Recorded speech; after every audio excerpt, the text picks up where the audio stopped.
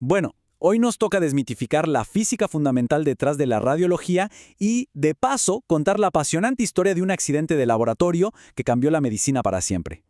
Es absolutamente fascinante pensar que fuerzas completamente invisibles para el ojo humano son la base de los diagnósticos médicos que salvan vidas todos los días.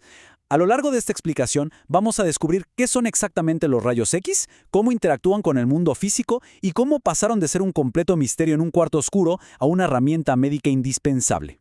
Para establecer el tono adecuado antes de sumergirnos en la física pura, es súper útil usar la metáfora del pingüino.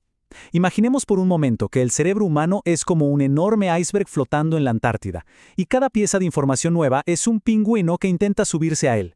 Claro, el cerebro solo puede retener una cierta cantidad de información antes de sobrecargarse y hundirse un poco.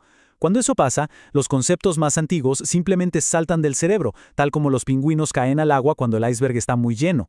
Por eso, nos vamos a centrar exclusivamente en los hechos más vitales, en los auténticos pingüinos de información que realmente merecen un espacio en el iceberg del conocimiento. Sección 1. Conceptos de materia y energía. Entremos de lleno en esto.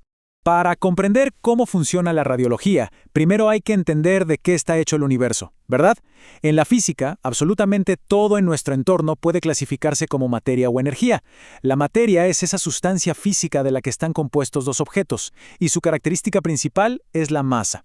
Ahora, es súper común confundir la masa con el peso, pero hay una diferencia clave.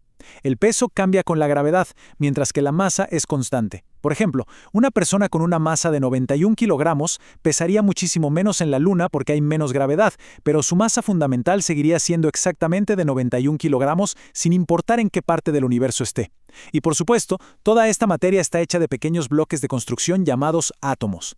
Y al igual que la materia, la energía está en todas partes y existe en muchísimas formas. En términos sencillos, es simplemente la capacidad de realizar un trabajo. Un principio básico es que la energía no se crea ni se destruye, solo se transforma. Y esto es crucial en radiología. En un sistema de rayos X, tomamos energía eléctrica y la convertimos en energía electromagnética, es decir, el rayo X en sí. Luego, esa energía electromagnética atraviesa la materia y se convierte en energía química al interactuar con un sensor digital o una placa. Es literalmente esta asombrosa capacidad de transformación la que hace posible capturar imágenes médicas. Y esto se ilustra de manera brillante, aunque un poco dramática, con el ejemplo de una guillotina. Nos sirve perfectamente para entender los estados de la energía. Cuando esa pesada hoja está sujeta en lo más alto, tiene lo que llamamos energía potencial. Básicamente, tiene la capacidad de hacer un trabajo solo por estar allá arriba.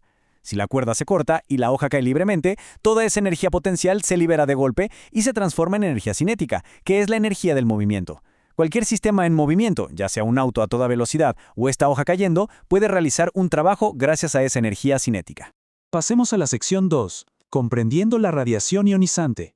Bueno, la energía que se emite y se transfiere a través del espacio es lo que llamamos radiación. Así como el sonido viaja desde las cuerdas de una guitarra, la radiación electromagnética viaja por el espacio. Pero el punto crucial aquí es entender qué hace que un tipo de radiación sea ionizante. Se trata de un tipo muy especial de radiación que tiene la energía suficiente para alterar físicamente la estructura de un átomo cuando choca con él. La luz visible que nos ilumina o las ondas de radio no tienen la fuerza para hacer esto, pero los rayos X definitivamente sí.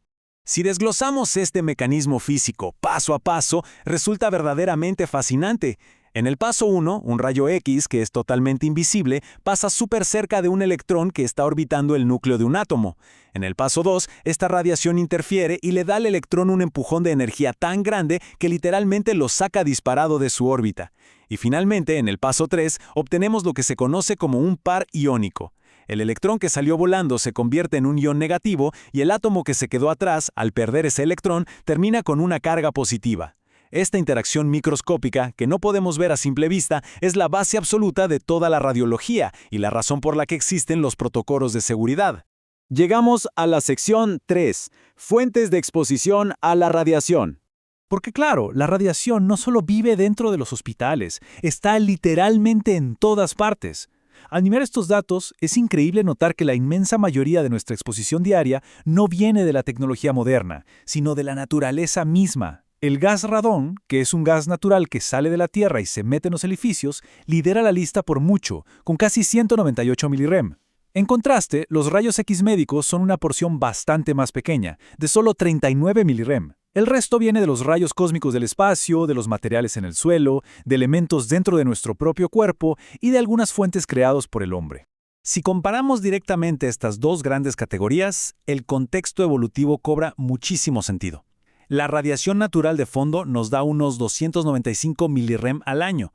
Los seres humanos hemos coexistido con este nivel de radiación ambiental durante cientos de miles de años. De hecho, es una constante de nuestra evolución. Por el otro lado, la radiación producida por el hombre suma apenas unos 65 milirem.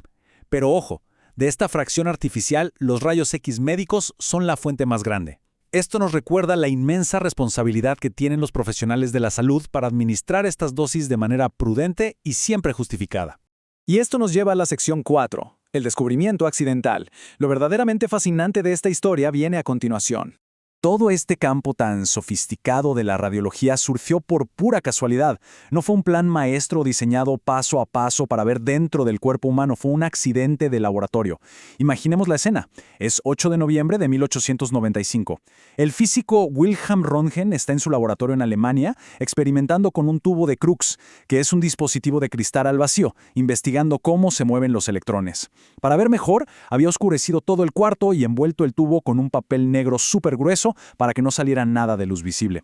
Pero, de repente, se da cuenta de que en una estantería cercana una placa fluorescente estaba brillando intensamente en la oscuridad. El papel negro no dejaba pasar luz, así que era evidente que una energía completamente desconocida e invisible estaba atravesando el papel y haciendo brillar la placa. A estos rayos misteriosos los llamó rayos X, usando la letra X como el símbolo matemático de lo desconocido.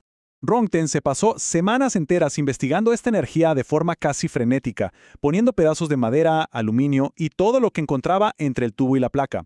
Pero el clímax de esta historia, el momento que lo cambió todo, llegó cuando le pidió a su esposa que pusiera la mano para bloquear esa luz misteriosa. El resultado fue esta imagen asombrosa que estamos viendo, los huesos del interior de una persona viva capturados por primera vez en la historia de la humanidad.